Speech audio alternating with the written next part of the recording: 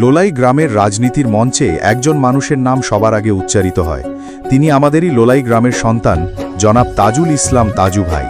৭ নং আজগড়া ইউনিয়নের ২ নং ওয়ার্ড লোলাই গ্রামের বিএনপির বর্তমান সভাপতি। তাজু ভাই জন্ম থেকেই গ্রামের মাটির সঙ্গে মিশে আছেন। ছোটবেলায় মাঠে ঘাটে বন্ধুদের সঙ্গে খেলাধুলো করলেও বড় হতে হতে মানুষের সেবা করার স্বপ্ন বুকের ভেতর জমতে থাকে। ছাত্রজীবনে তিনি ছিলেন সাহসী এবং স্পষ্টভাষী।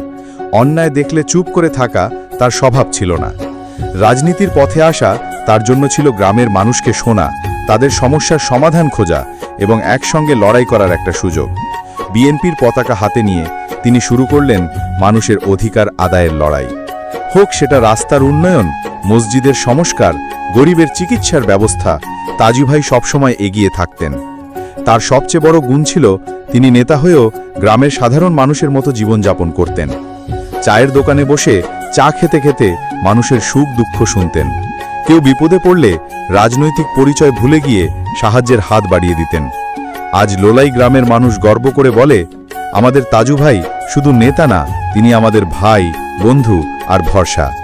রাজনীতির ঝড়ঝাপটা আসলেও জনাব তাজু ভাই এখনও দৃঢ়ভাবে দাঁড়িয়ে আছেন তার আদর্শে, আর গ্রাম জানে যতদিন তিনি আছেন লোলাইয়ের স্বপ্ন মরে যাবে না।